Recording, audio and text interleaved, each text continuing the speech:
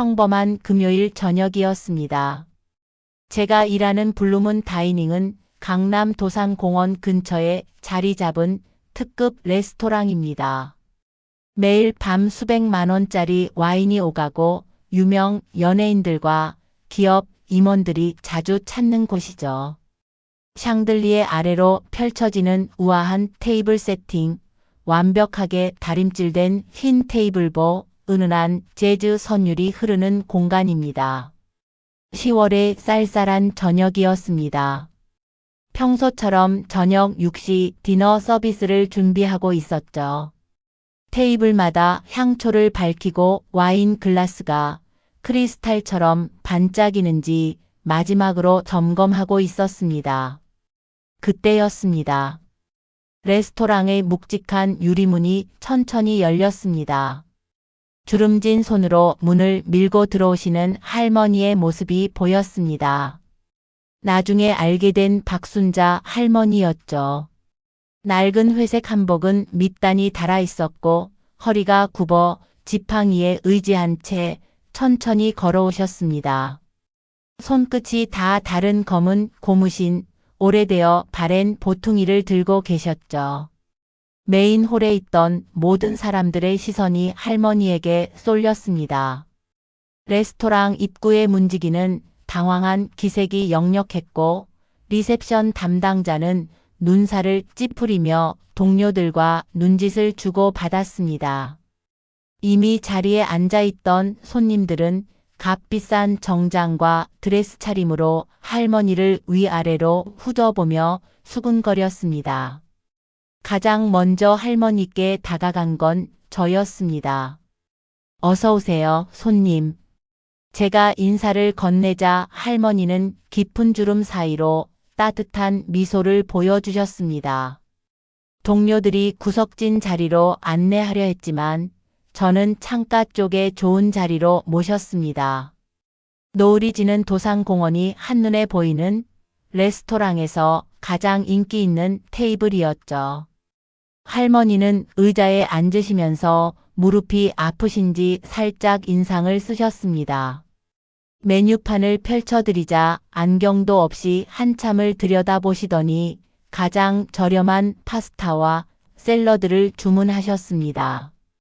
주방에서는 투박한 한복 차림의 할머니 손님을 위해 요리하는 것을 탐탁지 않아 했지만 저는 다른 어떤 VIP 손님들에게 하듯 정성껏 서빙을 준비했습니다. 그날의 선택이 제 인생을 완전히 바꿔놓을 줄은 몰랐습니다.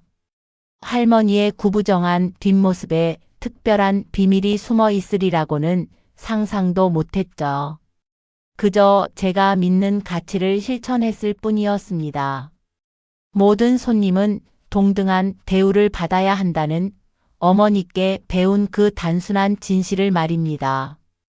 지금도 선명하게 기억납니다. 차가운 가을 바람이 불어오던 그날 블루문 다이닝의 문을 열고 들어오신 할머니의 모습을, 그리고 그 순간부터 시작된 우리의 특별한 인연을 이제 그 이야기를 들려드리려 합니다. 할머니는 일주일에 한 번씩 블루문 다이닝을 찾아오셨습니다. 매번 저녁 6시 손님들이 붐비기 시작하는 시간이었죠.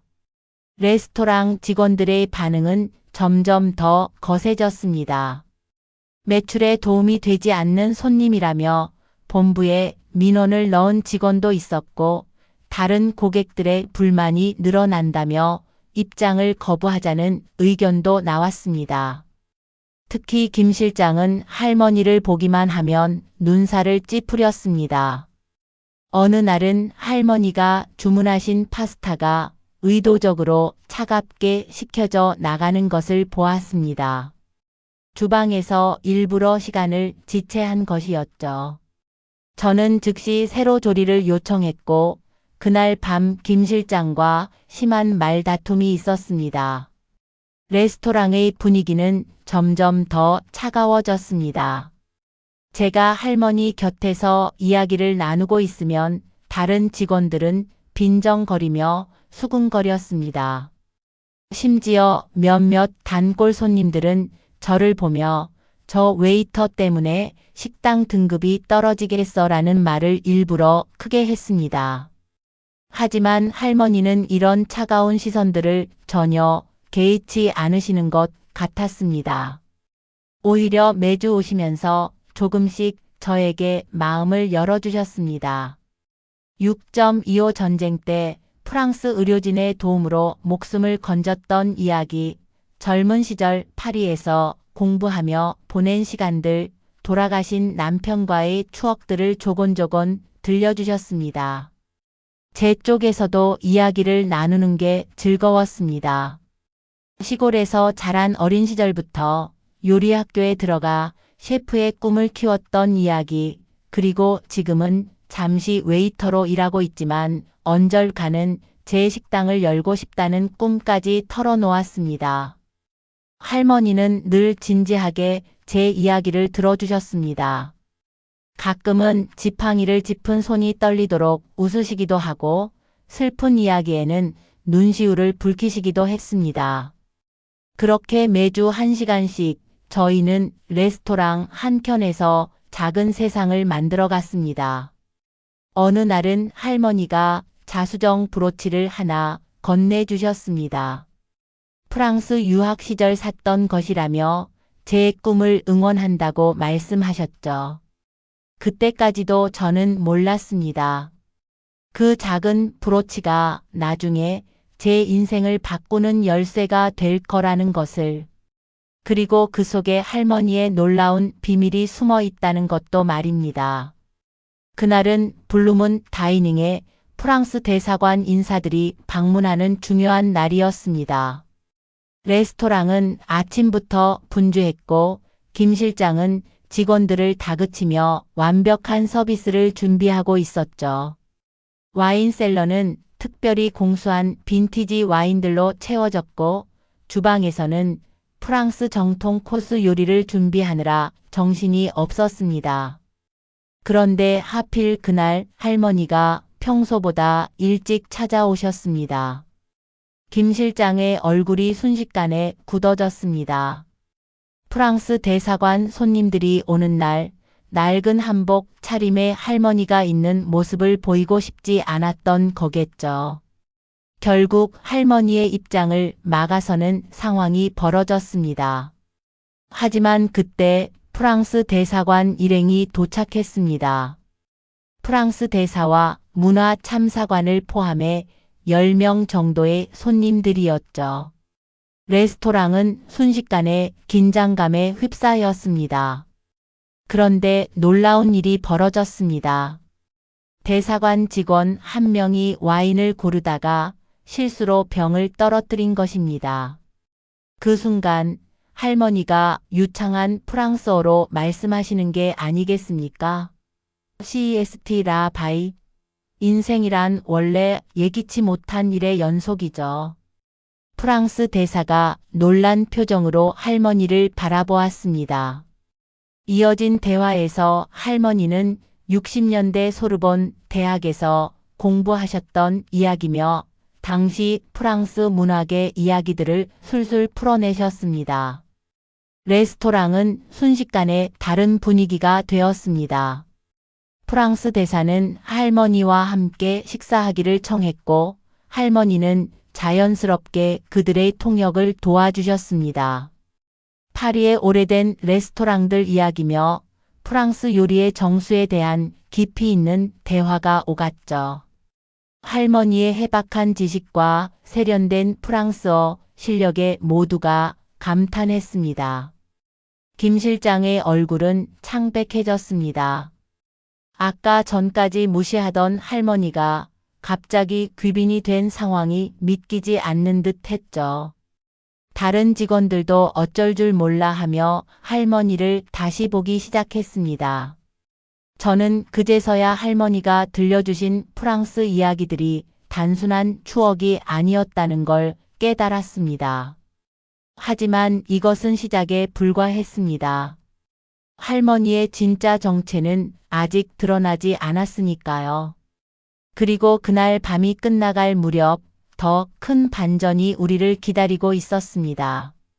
프랑스 대사관 인사들과의 만찬이 끝나갈 무렵 할머니는 조용히 가방에서 금색 카드를 꺼내셨습니다.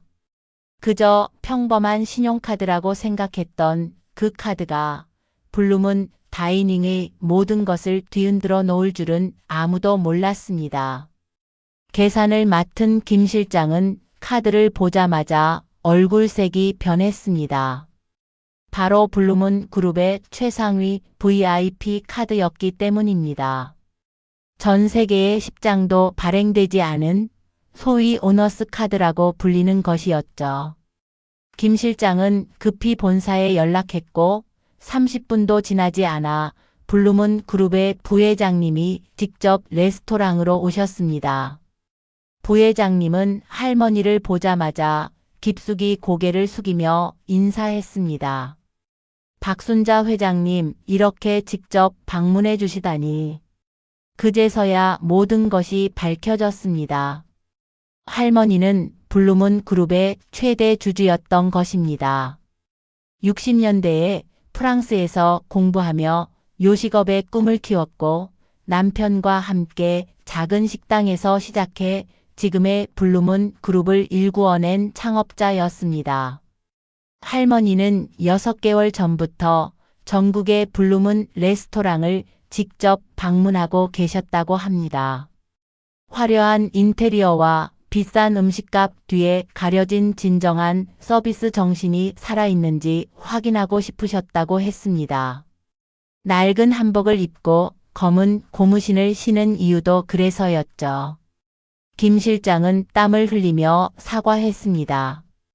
다른 직원들도 고개를 숙였습니다. 하지만 할머니는 누구도 나무라지 않으셨습니다.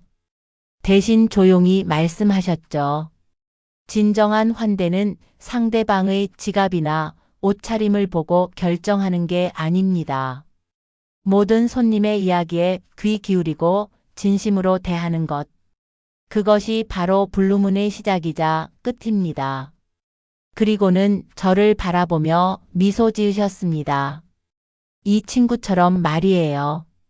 그 말씀에 부회장님과 모든 직원들의 시선이 저에게로 향했습니다. 제가 받은 자수정 브로치가 빛나고 있었습니다.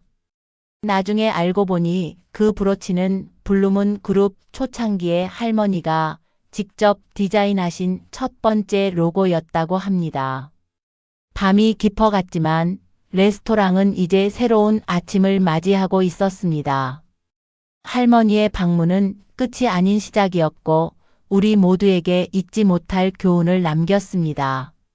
하지만 이야기는 여기서 끝나지 않습니다. 할머니는 레스토랑을 위해 더 큰 계획을 준비하고 계셨으니까요. 다음 날 아침 블루문 다이닝은 평소와 다른 분위기로 시작됐습니다. 할머니는 이른 아침부터 레스토랑을 찾아오셨고 전체 직원 미팅을 소집하셨습니다. 평소의 구부정한 모습 대신 곧게 선 자세로 카리스마 넘치는 모습이었죠. 할머니는 블루문의 역사부터 이야기를 시작하셨습니다. 1960년대 말 남대문 시장 골목에서 작은 분식집으로 시작했던 이야기. 프랑스 유학 시절 배운 요리를 한국의 맛과 접목시켜 독특한 메뉴를 개발했던 과정. 그리고 한층 한층 성장해 지금의 글로벌 외식 기업이 되기까지의 여정을 들려주셨습니다. 특히 인상 깊었던 건 실패했던 순간들도 숨김없이 공유하신 것입니다. IMF 시절 부도 위기에 처했던 이야기, 해외 진출 초기에 겪었던 좌절, 식중독 사고로 매출이 급감했던 위기. 그 모든 순간에 블루문을 지켜준 건 결국 진심 어린 서비스였다고 하셨습니다. 그리고 중대한 발표가 이어졌습니다. 먼저 김 실장의 해임을 통보하셨습니다. 하지만 이는 징계가 아닌 재교육을 위한 결정이었습니다. 1년간 프랑스 본사에서 서비스 마인드를 재정립하는 시간을 갖게 된다고 했죠. 김 실장은 고개를 숙인 채 눈물을 흘렸습니다. 그리고는 저를 호명하셨습니다. 지난 6개월간 진정한 서비스 정신을 보여준 이 친구를 새로운 매니저로 임명합니다. 갑작스러운 발표에 저는 당황했지만 할머니의 눈빛에서 강한 확신을 읽을 수 있었습니다. 이어서 레스토랑의 새로운 방향도 제시하셨습니다. 고급스러움은 유지하되 더 따뜻하고 친근한 공간으로 변화시키자는 것이었죠. 매주 한 테이블은 독거 노인들을 위해 무료로 제공하기로 했고 지역 청소년들을 위한 요리 교실도 시작하기로 했습니다. 마지막으로 할머니는 자신의 사무실을 레스토랑 2층에 마련하겠다고 하셨습니다. 앞으로는 이곳을 주 근무지로 삼아 직접 레스토랑의 변화를 이끌어가겠다는 뜻이었죠. 그 말씀에 모든 직원들의 눈빛이 달라졌습니다. 부담감도 있었지만 더 큰 설렘과 기대가 느껴졌습니다. 그날의 미팅은 3시간이 넘게 이어졌습니다. 블룸은 다이닝의 새로운 장이 시작되는 순간이었죠. 하지만 이것은 시작에 불과했습니다. 할머니와 함께하는 변화의 여정은 우리 모두의 생각을 뛰어넘는 놀라운 방향으로 흘러갔으니까요. 매니저가 된 첫 달은 정신없이 지나갔습니다. 아침 7시부터 밤 늦게까지 레스토랑의 모든 것을 새롭게 배워야 했습니다. 와인셀러 관리부터 직원 스케줄 조정, 식자재 발주까지. 때로는 실수도 했고 어려움도 많았습니다.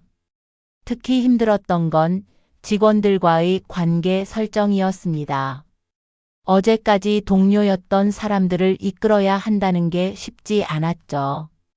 어떤 직원들은 너무 젊은 매니저라며 불만을 토로했고 일부는 할머니의 총애를 받았다며 시기하는 눈치였습니다. 그때마다 할머니는 조용히 조언을 건네셨습니다. 진정한 리더십은 지시하는 게 아니라 이해하는 거야.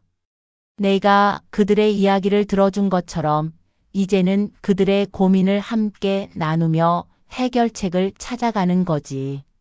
그 말씀대로 저는 매일 아침 일찍 출근해 직원들과 커피를 마시며 대화를 나눴습니다.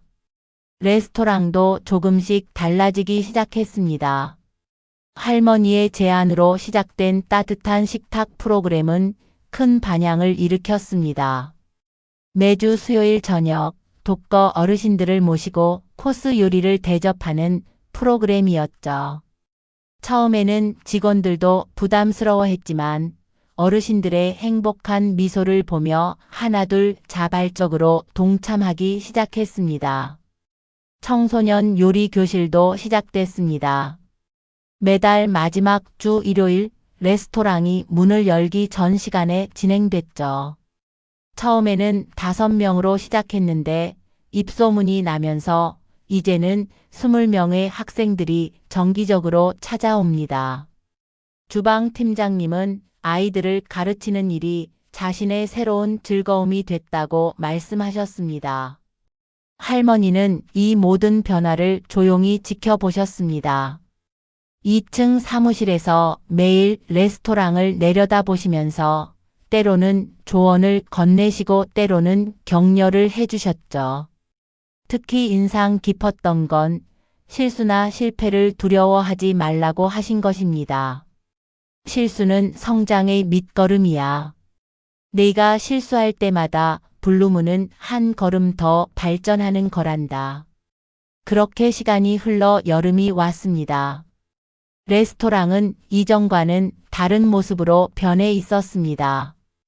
여전히 고급스럽고 품격 있는 공간이지만 그 속에 따뜻한 미소와 진심 어린 대화가 가득한 곳이 되었죠. 하지만 이것은 또 다른 시작점이었습니다.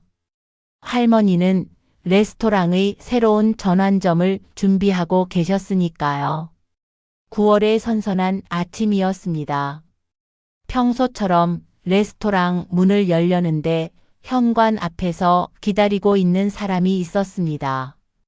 경제신문 경제부 문화팀의 박서연 기자였죠.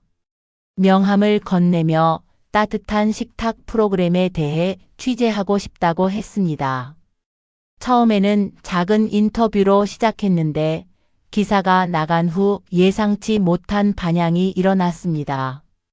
기사는 미슐랭 스타 레스토랑의 특별한 수요일 저녁이라는 제목으로 전면에 실렸습니다. 매주 수요일 저녁 7시 독거 어르신들을 모시고 진행되는 코스 요리 서비스를 상세히 다뤘죠. 특히 인상적이었던 건 89세 김말순 할머니의 인터뷰였습니다. 평생 이런 고급 음식은 먹어볼 생각도 못했는데 이제는 매주 수요일이 기다려져요. 음식도 맛있지만 젊은이들이 이렇게 정성껏 대접해주는 게 더 기쁘네요. 이 기사는 SNS를 통해 빠르게 퍼져나갔고 해외 언론의 관심도 이어졌습니다. 프랑스의 르 퀴즈니에지에서 특파원을 보내왔고 미국 포춘지에서도 취재를 요청했습니다.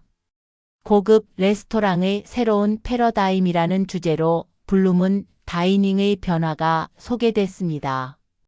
특히 할머니의 스토리는 전 세계 미디어의 주목을 받았습니다.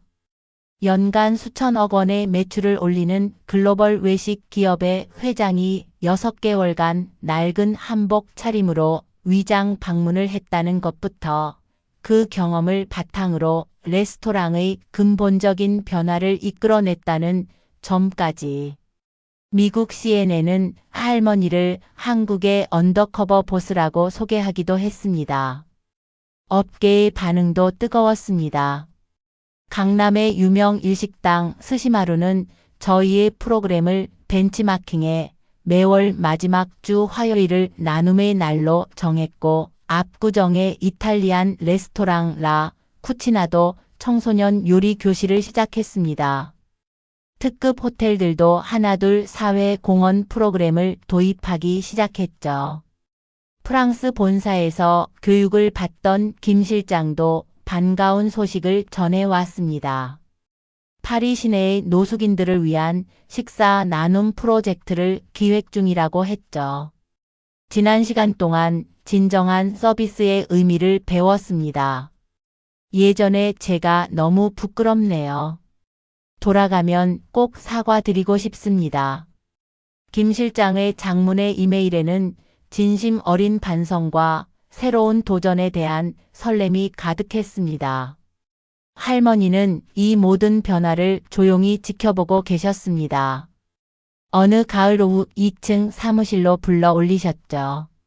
노을이 물드는 도산공원을 배경으로 할머니는 오랫동안 창밖을 바라보시다가 말씀을 시작하셨습니다. 보이니? 우리가 시작한 작은 변화가 이렇게 큰 파동이 되어 가는 게 세상을 바꾸는 건 거창한 계획이 아니라 작은 진심이야. 내가 그날 보여준 따뜻한 미소처럼 말이야. 할머니의 눈가에 살짝 눈물이 맺혔다가 사라졌습니다. 잠시 침묵이 흐른 뒤 할머니는 서류 한 장을 내밀었습니다. 블룸은 그룹의 새로운 프로젝트 계획서였습니다. 전 세계 53개 레스토랑에 따뜻한 식탁 프로그램을 순차적으로 도입한다는 내용이었죠. 뉴욕, 파리, 도쿄. 세계 각지의 블룸은 레스토랑에서 매주 한 번씩 지역 사회를 위한 자리를 마련하는 프로젝트였습니다. 이제 내가 이 프로젝트의 총괄 매니저야. 우리가 시작한 작은 불씨를 세계로 퍼뜨릴 사람은 너밖에 없어. 할머니의 말씀에 가슴이 뭉클했습니다. 부담감보다는 설렘이 더 컸습니다. 전 세계에 우리의 진심을 전할 수 있다는 생각에 벅차올랐죠. 그날 밤 마지막 손님을 배웅하고 레스토랑을 정리하면서 생각했습니다. 지난 봄 낡은 한복 차림의 할머니를 처음 맞이했던 그날이 떠올랐습니다. 그때는 몰랐죠. 한 사람의 작은 친절이 이토록 큰 변화의 시작이 될 줄은. 하지만 이것도 끝이 아니었습니다. 더 놀라운 인연과 변화가 우리를 기다리고 있었으니까요. 글로벌 프로젝트를 준비하느라 매일이 바빴습니다. 전 세계 블루문 레스토랑의 매니저들과 화상 회의를 하고 각 나라의 상황에 맞는 프로그램을 기획하느라 밤낮 없이 일했죠. 그러던 어느 날 할머니께서 저를 자택으로 초대하셨습니다. 할머니의 자택은 예상과 달리 아주 소박했습니다. 평범한 한옥이었죠. 현관에 들어서자 한복을 곱게 차려입은 젊은 남자가 마중 나왔습니다. 할머니의 손자 민수였습니다. 해외 유학을 마치고 얼마 전에 귀국했다고 했죠. 처음 마주친 순간부터 왠지 모를 설렘이 있었습니다. 저녁 식사는 할머니께서 직접 준비하신 집밥이었습니다. 된장찌개, 고등어구이, 나물무침. 평범하지만 정성이 가득 담긴 음식들이었죠. 할머니는 젓가락을 들며 말씀하셨습니다. 화려한 음식보다 중요한 건 함께 나누는 마음이야. 우리 레스토랑도 결국은 이런 마음을 나누는 곳이 되어야 하는 거지. 식사 중에 민수는 자신도 요리에 관심이 많다며 이야기를 건넸습니다. 프랑스 유학 시절 제과 제빵을 공부했다고 했죠. 할머니는 그런 민수를 보며 은근슬쩍 웃으셨습니다. 나중에야 알았지만 이 만남은 할머니께서 일부러 마련하신 자리였습니다. 그 후로 민수와 자주 만나게 됐습니다. 새로운 디저트 메뉴를 개발한다며 레스토랑에 들르기도 하고 퇴근 후에 함께 시식회를 하기도 했죠. 어느새 우리는 서로에게 특별한 사람이 되어 있었습니다. 할머니는 이런 우리를 보며 흐뭇해 하셨습니다. 그러던 어느 날 민수가 레스토랑의 디저트 메뉴 개발을 맡게 됐습니다. 할머니의 권유였죠. 너희 둘이 힘을 합치면 더 좋은 변화를 만들어낼 수 있을 것 같구나. 민수의 합류로 레스토랑은 또 다른 변화를 맞이했습니다. 특히 추억의 디저트 프로젝트는 큰 호응을 얻었습니다. 어르신들이 젊은 시절 즐겨 드시던 간식들을 고급 디저트로 재해석한 메뉴들이었죠. 달고나를 활용한 무스케이크, 고구마 마카롱, 인절미 티라미수. 옛날 추억과 현대적 감각이 어우러진 디저트들은 젊은 층에게도 인기였습니다. 할머니는 이런 우리를 보며 더욱 행복해 하셨습니다. 이제 진짜 가족이 다 됐구나. 레스토랑은 단순한 일터가 아닌 우리 모두의 꿈과 사랑이 자라나는 특별한 공간이 되어가고 있었습니다. 하지만 이것도 새로운 시작일 뿐이었습니다. 더 큰 행복이 우리를 기다리고 있었으니까요. 겨울이 찾아왔습니다. 블루문 다이닝의 따뜻한 식탁 프로젝트는 세계 각지에서 꽃을 피우고 있었습니다. 뉴욕에서는 할렘가의 아이들을 위한 아침 식사 프로그램이 시작됐고, 파리에서는 노숙인들을 위한 프랑스 요리 교실이 큰 호응을 얻었습니다. 도쿄의 레스토랑은 고령화 사회를 반영해 독거 노인들을 위한 특별한 식사 모임을 마련했죠. 그러던 어느 날 할머니께서 민수와 저를 자택으로 부르셨습니다. 평소와 달리 격식을 차린 한복 차림이셨죠. 거실 탁자 위에는 오래된 나무 상자가 하나 놓여 있었습니다. 할머니는 천천히 상자를 열어 낡은 공책 한 권을 꺼내셨습니다. 이게 할아버지와 내가 처음 식당을 시작했을 때의 레시피 노트야. 60년 전의 기록이었습니다. 남대문 시장 골목에서 작은 분식집을 시작할 때부터 프랑스 유학 시절 배운 요리를 한국 식재료로 재해석했던 시도들, 그리고 지금의 블룸은 시그니처 메뉴가 탄생하기까지의 과정이 고스란히 담겨 있었죠. 할머니는 이어서 청첩장 한 장을 꺼내셨습니다. 50년 전 할아버지와의 결혼식 청첩장이었습니다. 우리도 레스토랑에서 시작된 인연이었어. 할아버지는 프랑스 유학을 마치고 돌아온 청년 요리사, 나는 음식 공부를 하러 온 학생이었지. 할머니의 눈가에 잔잔한 미소가 어렸습니다. 그리고는 민수와 저를 바라보시며 말씀하셨습니다. 이제 이 레스토랑의 새로운 역사를 써나갈 차례는 너희들이야. 내 마지막 선물이 될 것 같구나. 할머니는 서류 봉투를 하나 내미셨습니다. 강남 도산공원 근처에 새로 오픈할 레스토랑의 권리금과 임대차 계약서였습니다. 너희들만의 레스토랑을 시작하렴. 블루문의 정신을 이어가되 너희들만의 색깔로 채워나가면 돼. 할머니의 말씀에 민수와 저는 눈시울이 붉어졌습니다. 감사하다는 말씀을 드리려는데 할머니는 손사래를 치셨습니다. 이건 선물이 아니라 너희가 만들어낸 변화에 대한 답이야. 진심은 언제나 진심을 낳는 법이니까. 그날 밤 민수와 함께 도산공원을 거닐며 레스토랑 이야기를 나눴습니다. 프랑스 제과와 한식의 퓨전, 지역 사회와 함께하는 다양한 프로그램들. 우리만의 꿈들이 하나둘 모습을 드러내기 시작했습니다.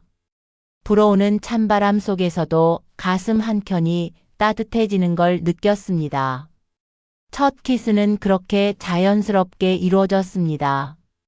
도산공원의 가로등 아래서 우리는 서로의 꿈과 사랑을 확인했습니다. 멀리서 블룸은 다이닝의 불빛이 은은하게 비치고 있었죠.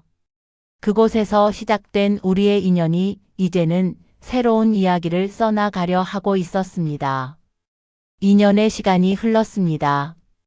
도산공원 입구에 위치한 저희 레스토랑 메종드 봉떼는 작지만 특별한 공간이 되었습니다.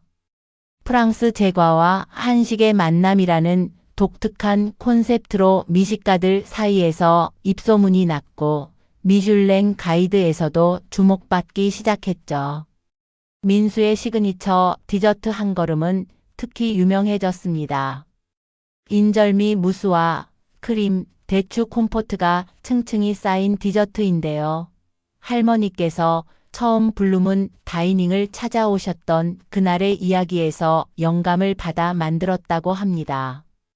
겉으로는 수수해 보이지만 한 입 베어 물면 깊은 맛이 우러나오는 할머니를 닮은 디저트였죠. 결혼식은 작년 봄에 올렸습니다. 물론 장소는 블룸은 다이닝이었죠. 할머니는 50년 전 할아버지와 찍으셨던 웨딩 드레스를 제게 건네주셨습니다. 이제 내가 입을 차례구나. 드레스는 오래되었지만 할머니의 정성으로 하얗게 빛나고 있었습니다. 특별했던 건 하객들이었습니다. 블루문의 따뜻한 식탁 프로그램에서 만났던 어르신들, 요리 교실의 졸업생들, 그리고 세계 각지의 블루문 레스토랑 매니저들까지. 우리의 결혼식은 마치 작은 축제 같았습니다. 그리고 오늘 한 낯선 손님이 메종드 봉떼를 찾아왔습니다. 허름한 옷차림의 젊은 여성이었죠. 처음에는 망설이는 듯했지만 용기를 내어 들어왔습니다. 다른 직원들이 어떻게 해야 할지 몰라 하는 순간 저는 창가의 가장 좋은 자리로 그녀를 안내했습니다. 식사를 마친 후 그녀는 눈물을 글썽이며 말했습니다. 제가 요리사를 꿈꾸고 있는데 여기서 일하고 싶어요. 그 순간 할머니의 말씀이 떠올랐습니다. 진심은 언제나 진심을 낳는다고 하셨죠. 저는 미소를 지으며 답했습니다. 내일부터 오세요. 함께 꿈을 키워나가요. 지금도 매주 수요일이면 할머니는 블루문 다이닝 2층 사무실에 앉아 계십니다. 창밖 도산공원의 풍경을 바라보시며 때로는 저희 레스토랑도 들르십니다. 그럴 때면 항상 말씀하시죠. 세상에서 가장 맛있는 음식의 비밀은 진심이야. 그 마음이 있다면 어떤 음식도 특별해질 수 있는 거지. 이제는 제가 그 진심을 이어가고 있습니다. 매일 아침 레스토랑 문을 열 때마다 다짐합니다. 누군가에게 작은 용기가 되는 공간을 만들자고. 그리고 언젠가 또 다른 누군가가 낯선 발걸음으로 이곳을 찾아왔을 때 할머니께서 그러셨듯이 따뜻한 미소로 맞이하자고 말입니다. 여러분의 인생에도 분명 그런 순간이 있을 겁니다. 작은 친절이 큰 변화가 되는 순간, 진심 어린 마음이 새로운 인연이 되는 순간, 그때 주저하지 마세요. 제가 그랬듯이 그 순간이 여러분의 인생을 완전히 바꿔놓을지도 모르니까요. 이상 블루문 다이닝 그리고 메종 드 봉떼의 이야기였습니다. 평범한 월요일 오후였습니다. 제가 일하는 별들의 책방은 서울 북촌에서 40년째 자리를 지켜온 오래된 서점입니다. 골목 깊숙이 자리 잡은 2층 한옥을 개조한 이곳은 낡았지만 따뜻한 온기가 느껴지는 공간이었죠. 매일 저녁이면 은은한 클래식 음악이 흐르고 오래된 원목 책장에서는 책들의 향기가 피어올랐습니다. 그날도 평소처럼 신간 도서를 정리하고 있었습니다. 그때 현관문 풍경 소리가 울렸고 한 노신사가 들어오셨습니다. 나중에 알게 된 이강훈 선생님이셨죠. 낡은 트위드 자켓에 회색 베레모를 쓰신 모습이었습니다. 지팡이에 의지한 채 천천히 들어오시는 모습이 왠지 모르게 인상적이었습니다. 다른 직원들은 이런 모습에 손님이 오시면 대체로 무시하곤 했습니다. 책을 사지 않고 그저 시간을 보내러 오시는 분들이 많다는 이유였죠. 하지만 저는 반가운 마음으로 선생님께 다가갔습니다. 어서 오세요. 찾으시는 책이 있으신가요? 선생님은 잠시 망설이시더니 조용히 말씀하셨습니다. 괴테의 파우스트. 독일어 원서가 있을까요? 다른 직원들이 픽 웃었습니다. 우리 서점은 외국어 원서는 거의 취급하지 않았거든요. 하지만 저는 2층 구석 컨책방 코너가 생각났습니다. 먼지 쌓인 책장 깊숙이 오래전 수입된 독일어 원서들이 있었거든요. 10분간의 찾기 끝에 마침내 파우스트 초판본을 찾아냈습니다. 1950년대 독일에서 출간된 귀한 책이었죠. 선생님의 눈이 반짝였습니다. 책을 받아드시는 손이 미세하게 떨리고 계셨습니다. 그때는 몰랐습니다. 이 만남이 제 인생을 완전히 바꿔놓을 거라는 것을, 그리고 오래된 서점의 운명도 바꿔놓을 거라는 것을. 이제 그 특별했던 이야기를 들려드리려 합니다. 그날 이후 선생님은 매일 오후 3시에 서점을 찾아오셨습니다. 항상 같은 자리, 2층 창가의 오래된 가죽 소파에 앉아 책을 읽으셨죠. 때로는 독일어 시집을, 때로는 프랑스어 소설을, 가끔은 라틴어로 된 고서를 보시기도 했습니다. 서점 직원들의 불만은 점점 커져갔습니다. 박 부장은 책도 안 사고 매일 와서 자리만 차지한다며 못마땅해 했고, 신입 직원들은 선생님이 읽으신 책들을 정리하는 것을 귀찮아했습니다. 심지어 어떤 직원은 일부러 선생님 주변을 청소기로 시끄럽게 청소하기도 했죠. 하지만 저는 달랐습니다. 매일 오후가 되면 선생님께 따뜻한 홍차를 한 잔씩 가져다 드렸습니다. 처음에는 말씀이 없으셨지만 조금씩 대화가 시작됐습니다. 선생님은 젊은 시절 독일 하이델베르크 대학에서 고전 문학을 가르치셨다고 했습니다.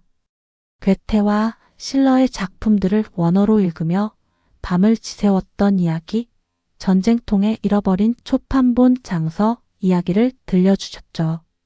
어느 날은 선생님이 조심스레 낡은 가방에서 한 권의 책을 꺼내셨습니다. 1930년대 독일에서 출간된 희귀본이었습니다. 내가 가진 마지막 보물이야. 그렇게 말씀하시며 책장을 넘기시는데 갑자기 책 사이에서 오래된 사진 한 장이 떨어졌습니다. 흑백 사진 속에는 젊은 시절의 선생님과 한 여인이 하이델베르크 거리에 서 있었습니다. 선생님은 사진을 오래도록 바라보시더니 떨리는 목소리로 말씀하셨습니다. 마르가레테, 내 인생의 가장 아름다운 봄이었지. 그리고는 전쟁으로 인해 헤어질 수밖에 없었던 첫사랑 이야기를 들려주셨습니다. 서점에서의 오후는 그렇게 흘러갔습니다. 때로는 제가 공부하는 영문학 이야기로 대화를 나누기도 했고, 때로는 그저 조용히 각자의 책을 읽기도 했습니다. 선생님은 책 한 권도 사지 않으셨지만 저에게는 그 어떤 손님보다 소중한 분이 되어가고 있었습니다. 하지만 박 부장의 인내심은 한계에 달했습니다. 결국 선생님의 출입을 금지하자는 안건이 직원 회의에 올랐습니다. 저는 필사적으로 반대했지만 소용없어 보였습니다. 그때 예상치 못한 손님이 서점을 찾아왔고 모든 상황은 급반전을 맞이하게 됩니다. 그날은 유난히 추운 겨울날이었습니다. 직원회의가 끝나고 선생님의 출입을 제안하기로 한 바로 다음 날이었죠. 아침부터 무거운 마음으로 일하고 있는데 갑자기 서점 앞에 검은색 차들이 줄지어 멈춰 섰습니다. 먼저 양복을 차려입은 젊은 남자들이 내렸고 이어서 한 외국인 신사가 내렸습니다. 독일 출판계의 거장이자 하이델베르크 출판그룹의 회장인 한스 밀러였습니다. 박 부장은 당황한 기색이 역력했습니다. 우리 같은 작은 동네 서점에 세계적인 출판그룹의 회장이 직접 방문하다니 믿기지 않는 일이었죠. 더 놀라운 일은 그때부터였습니다. 평소처럼 3시가 되자 선생님이 서점에 들어오셨고 한스 밀러 회장이 선생님을 보자마자 큰 소리로 외쳤습니다. 교수님, 그리고는 달려가 선생님을 껴안았습니다. 독일어로 된 대화가 오갔고 두 분의 눈가에는 눈물이 고여 있었습니다. 드디어 선생님의 정체가 밝혀졌습니다.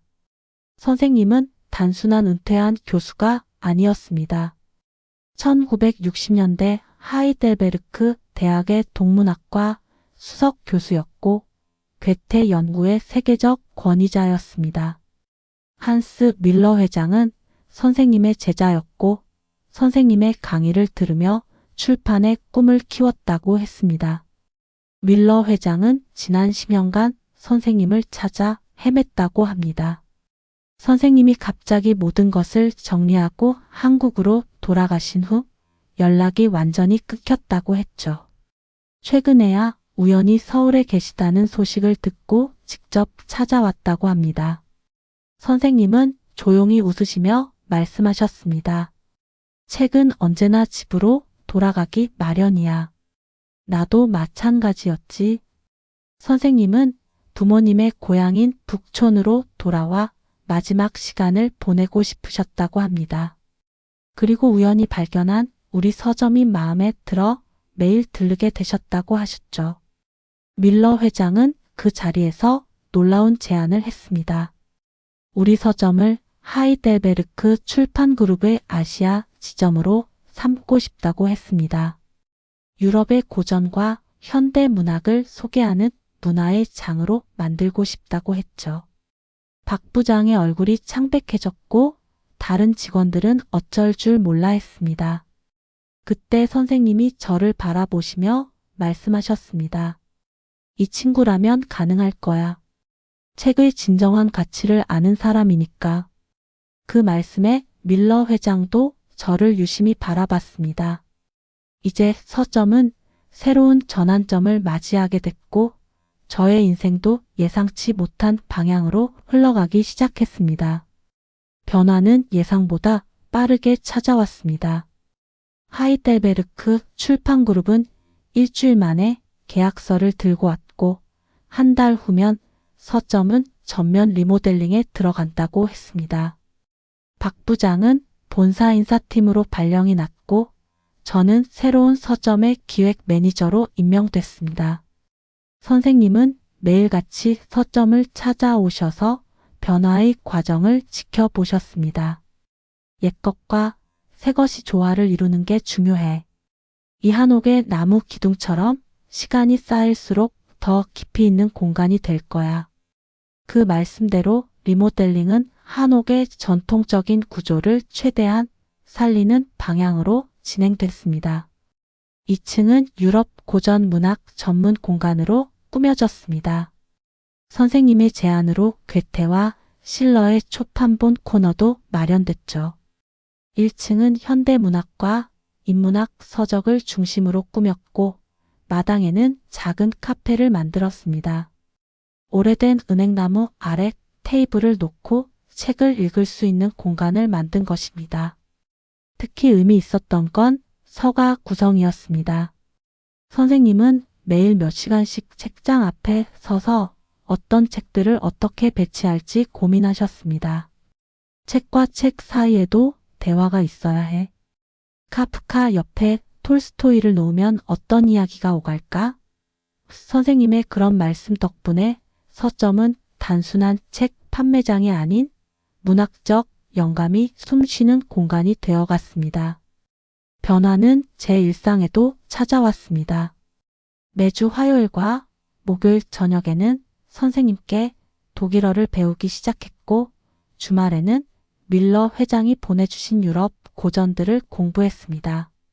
처음에는 버거웠지만 하나둘 익숙해지면서 새로운 세계가 눈앞에 펼쳐지는 것 같았습니다. 어느 날 선생님이 오래된 노트 하나를 건네주셨습니다. 50년 전 하이델베르크에서 쓰신 강의 노트였습니다. 내가 있어야 할 곳이 한 군데 더 있을 것 같구나. 그렇게 말씀하시며 하이델베르크 대학의 교환학생 프로그램을 추천하셨습니다. 밀러 회장도 적극적으로 지원하겠다고 했죠. 그리고 한 가지 더 특별한 소식이 있었습니다. 선생님의 옛 제자들이 보내온 편지 한 통이었는데 놀랍게도 마르가레테 아주머니의 소식이 담겨 있었습니다. 아직도 하이델베르크에 작은 서점을 운영하고 계시다는 내용이었죠. 선생님의 눈가가 붉어졌습니다. 서점은 점점 완성되어 갔고 새로운 이야기들이 시작되고 있었습니다. 하지만 이것은 시작에 불과했습니다. 더 큰 변화와 만남이 우리를 기다리고 있었으니까요. 겨울이 깊어가던 어느 날이었습니다. 리모델링을 마친 서점은 예전과는 전혀 다른 공간이 되어 있었습니다. 낮에는 따스한 햇살이 한옥의 처마를 타고 들어와 책장을 비추고 밤이면 은은한 조명 아래 독자들이 책에 빠져드는 곳. 특히 마당의 은행나무 아래 마련된 독서 공간은 많은 이들이 찾는 명소가 되었습니다. 그날도 평소처럼 선생님과 독일어 수업을 하고 있었습니다. 갑자기 선생님이 기침을 심하게 하셨고 책상에 놓인 손수건에 붉은 점이 번졌습니다. 선생님은 아무렇지 않은 듯 웃으셨지만 저는 그날 처음으로 선생님의 건강이 좋지 않다는 것을 알게 되었습니다. 다음 날 밀러 회장에게서 긴급한 연락이 왔습니다. 하이델베르크 대학의 교환학생 프로그램이 예정보다 빨리 시작된다는 것이었죠. 2주 안에 출국해야 했습니다. 하지만 선생님의 건강이 걱정되어 고민하고 있을 때 선생님께서 먼저 말씀하셨습니다. 걱정 말거라. 내가 기다려온 순간이 왔나 보구나. 선생님은 서랍에서 낡은 편지 한 통을 꺼내셨습니다. 50년 전 마르가레테 아주머니가 보내신 마지막 편지였습니다. 이제 너를 통해 그 답장을 보낼 수 있겠어. 선생님은 편지를 쓰기 시작하셨습니다. 떨리는 손으로 한 글자 한 글자 정성스레 써내려 가셨죠. 편지에는 50년간 하지 못했던 이야기들이 담겼습니다. 전쟁으로 인한 갑작스러운 이별, 평생 잊지 못한 사랑, 그리고 이제야 전하는 마지막 인사까지. 이 편지를 마르가레트에게 전해주려니? 선생님의 부탁에 저는 고개를 끄덕였습니다. 며칠 뒤 하이델베르크로 떠나기 전날 밤, 선생님은 특별한 선물을 주셨습니다. 평생 소장하셨던 1930년대 괴테 전집이었습니다. 이제 내가 새로운 이야기를 써나갈 차례야. 책과 사랑 그리고 인연. 이 모든 것들은 결국 하나로 이어져 있다는 걸 잊지 말 거라. 선생님의 목소리에는 깊은 애정과 기대가 담겨 있었습니다. 서점을 떠나기 전 마지막으로 은행나무를 바라보았습니다. 앙상한 가지 사이로 겨울별이 반짝이고 있었죠. 이제 제가 선생님의 오래된 사랑 이야기를 안고 하이델베르크로 떠나게 됩니다. 하지만 이것은 끝이 아닌 새로운 시작이었습니다. 더 놀라운 인연과 이야기가 우리를 기다리고 있었으니까요. 하이델베르크의 첫 겨울은 차갑고 낯설었습니다. 네카어 강변의 오래된 대학 기숙사에서 지내며 매일 아침 안개 낀 철학자의 길을 걸어 수업을 들었습니다. 독일어 실력이 부족해 수업을 따라가기 힘들 때면 선생님께서 주신 강의 노트를 펼쳐보곤 했죠. 50년 전 이 길을 걸으며 고민했을 선생님의 젊은 시절이 떠올랐습니다. 마르가레테 아주머니의 서점은 구시가지 골목 깊숙이 자리 잡고 있었습니다. MARCHARTS 피셰어라고 쓰인 낡은 간판이 달린 작은 서점이었죠. 문을 열고 들어가자 장미향 가득한 공기가 저를 맞이했습니다. 흰 머리를 단정하게 빗어 넘기신 아주머니가 카운터에 앉아 계셨습니다. 마르가레테 슈미트님을 찾습니다. 제가 독일어로 조심스레 말을 걸자 아주머니는 고개를 들어 저를 바라보셨습니다. 선생님의 편지를 건네드리자 아주머니의 손이 미세하게 떨렸습니다. 편지를 읽으시는 내내 아주머니의 눈에서는 눈물이 그치지 않았습니다. 그날부터 저는 매주 토요일 마르가레테 아주머니의 서점에서 일하게 됐습니다. 아주머니는 저에게 50년 전 이야기를 들려주셨습니다. 전쟁이 끝난 직후의 하이델베르크, 문학도였던 젊은 동양인 유학생과의 만남, 책들로 가득한 네카어 강변에서의 데이트, 그리고 갑작스러운 이별까지. 놀라웠던 건 아주머니에도 선생님처럼 그 시절의 모든 것을 고스란히 간직하고 계셨다는 점입니다.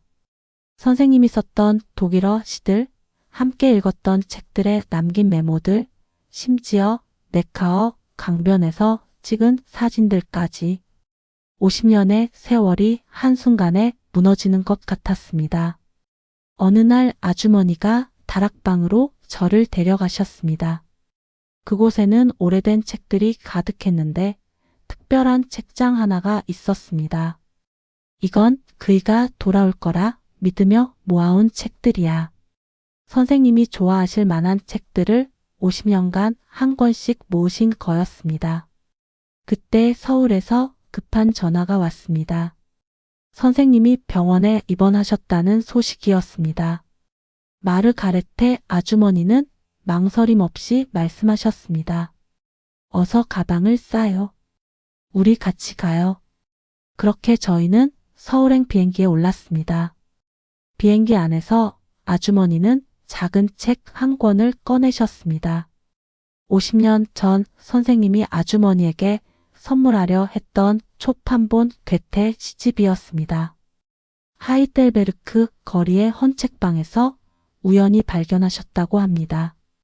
이제야 이 책의 주인을 만나러 가는구나. 서울로 향하는 비행기창 밖으로 노을이 지고 있었습니다. 50년 전 선생님이 홀로 한국으로 돌아오실 때도 이런 하늘이었을까요? 이제 우리는 오래되었지만 새로운 이야기를 써내려가게 됩니다. 서울의 겨울은 더욱 차가웠습니다.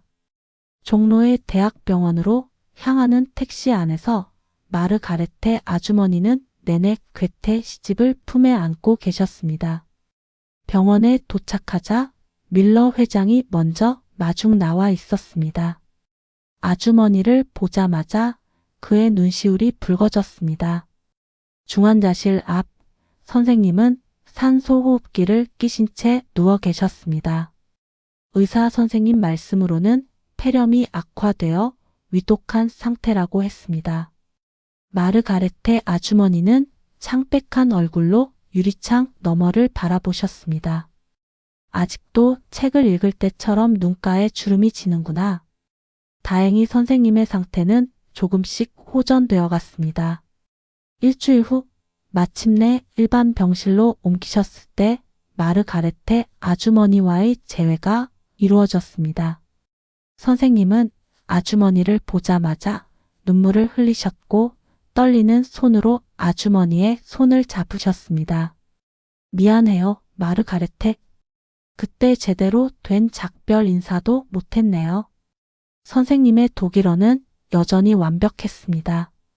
아주머니는 대답 대신 품에 안고 오신 괴테 시집을 건네셨습니다. 50년 전 선생님이 선물하려 했던 바로 그 책이었죠. 당신의 마지막 선물을 받으러 왔어요. 그날 밤 병실은 특별한 공간이 되었습니다. 선생님과 아주머니는 젊은 시절처럼 괴테의 시를 주고받으며 읽으셨고 때로는 웃음이 때로는 눈물이 번갔습니다. 밀러 회장은 조용히 책상에 앉아 이 모든 장면을 카메라에 담았습니다. 며칠 후 놀라운 소식이 전해졌습니다. 하이델베르크 대학에서 선생님과 마르가레테 아주머니의 이야기를 바탕으로 한 특별 문학 강좌를 개설하기로 했다는 것입니다. 전쟁과 사랑, 그리고 문학이라는 제목의 강좌였습니다. 더욱 감동적인 건 전 세계 하이델베르크 출판 그룹의 서점들에서 두 분의 이야기를 담은 책이 출간된다는 소식이었습니다. 밀러 회장이 직접 기획한 프로젝트였죠. 이런 아름다운 이야기가 잊혀져서는 안 됩니다. 봄이 오면서 선생님의 건강도 점점 좋아지셨습니다. 마르가레테 아주머니는 선생님의 병실에 매일 신선한 장미를 가져다 놓으셨고 두 분은 젊은 시절로 돌아간 듯 행복해 보였습니다. 서점에서는 두 분의 이야기를 다룬 코너가 만들어졌고 많은 사람들이 찾아와 50년을 기다린 사랑 이야기에 감동했습니다. 그러나 이것은 새로운 시작에 불과했습니다. 선생님과 아주머니의 재회는 더 크고 특별한 변화를 불러오게 되었으니까요.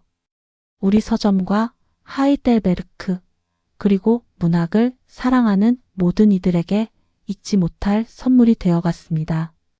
봄이 깊어가는 어느 날 서점에 특별한 공간이 마련되었습니다. 하이델베르크 러브레터라는 이름의 작은 전시관이었습니다. 선생님과 마르가레테 아주머니의 50년 사랑을 기록한 공간이었죠. 젊은 시절의 사진들, 주고받은 편지들, 함께 읽었던 책들이 전시되었습니다. 특히 인상적이었던 건 러브레터 프로젝트였습니다. 전시관 한켠에 마련된 작은 책상에서 방문객들이 자신만의 편지를 쓸 수 있게 했죠. 사랑하는 사람에게, 보고 싶은 사람에게, 혹은 미래의 자신에게 쓰는 편지들. 하루에도 수십 통의 편지가 쌓여갔습니다. 선생님은 퇴원 후 매일 서점을 찾아오셨습니다. 마르가레테 아주머니와 함께 전시관 소파에 나란히 앉아 방문객들의 편지를 읽어주시곤 했죠. 때로는 젊은 연인들의 사랑 이야기에 미소 짓고 때로는 이별을 겪은 이들의 아픔에 눈시울을 붉히셨습니다. 윌러 회장의 제안으로 러브레터 프로젝트는 전 세계 하이델베르크 출판그룹 서점으로 확대되었습니다. 파리, 런던, 뉴욕, 도쿄. 각지의 서점에서 수많은 사람들이 자신만의 이야기를 써내려갔습니다. 그것은 단순한 편지가 아닌 시대와 국경을 넘어선 문학이 되어갔습니다. 우리 서점은 점점 특별한 공간으로 변해갔습니다. 매주 토요일 저녁에는 러브레터 낭독회가 열렸고 시인들과 작가들이 찾아와 자신들의 이야기를 들려주었습니다. 한옥의 마당에서는 야외 음악회가 열렸고 은행나무 아래서는 작은 문학 강좌들이 이어졌습니다. 어느 날 한 젊은 여성이 전시관을 찾아왔습니다. 그녀의 할머니가 6.25 전쟁 때 독일 간호사였다는 것입니다. 할머니가 남기신 일기장에는 당시 만났던 한국인 의사와의 사랑 이야기가 담겨 있었죠. 그렇게 또 하나의 잊혀진 사랑 이야기가 빛을 보게 되었습니다. 선생님은 그 이야기를 듣고 조용히 미소 지으셨습니다. 보이나요? 사랑과 문학은 결국 하나예요. 진실된 마음이 있는 곳에 이야기가 피어났고 그 이야기는 다시 누군가의 마음을 열어주죠. 마르가레테 아주머니는 선생님의 손을 꼭 잡으며 고개를 끄덕이셨습니다. 서점은 이제 단순히 책을 파는 곳이 아닌 이야기가 태어나는 공간이 되었습니다. 하지만 이것도 새로운 시작일 뿐이었습니다. 더 놀라운 변화가 우리를 기다리고 있었으니까요. 가을이 깊어가던 어느 날 하이델베르크 대학에서 특별한 소식이 전해졌습니다. 선생님과 마르가레테 아주머니의 이야기를 바탕으로 한 전쟁과 사랑, 그리고 문학 강좌가 전 세계 온라인 수강생들의 폭발적인 관심을 받고 있다는 것이었습니다. 특히 두 분의 실제 러브레터를 교재로 활용한 문학 창작 수업은 매 학기 수강 신청이 단 몇 분 만에 마감될 정도였죠. 서점의 러브레터 프로젝트도 예상치 못한 방향으로 발전했습니다. 수집된 편지들 중 일부가 책으로 출간되었는데 이것이 세계적인 베스트셀러가 된 것입니다. 하이델베르크에서 서울까지 50년의 기다림이라는 제목의 이 책은 30개 언어로 번역되었고 여러 나라에서 영화와 연극으로도 만들어진다는 소식이 전해졌습니다.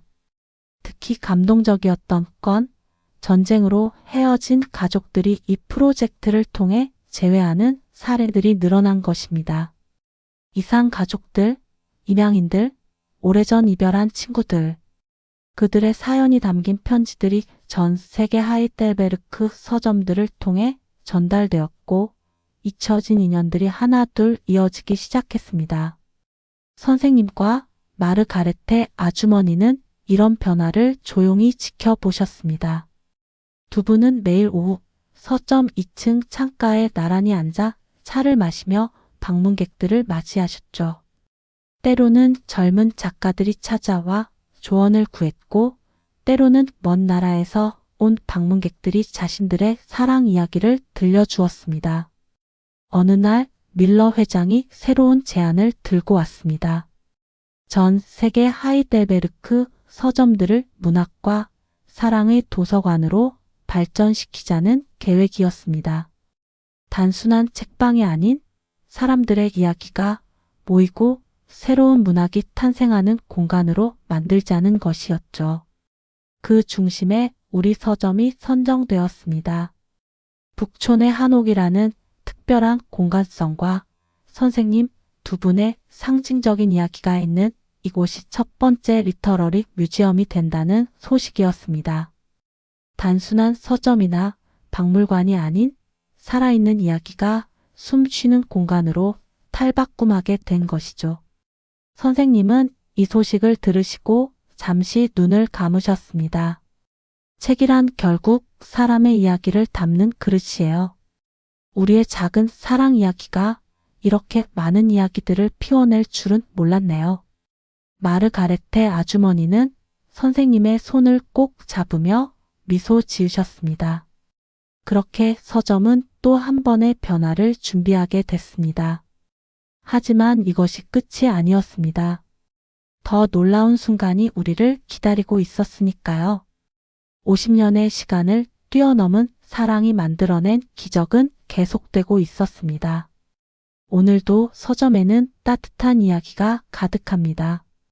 2년이라는 시간이 흘렀지만 여전히 전 세계에서 많은 사람들이 이곳을 찾아옵니다.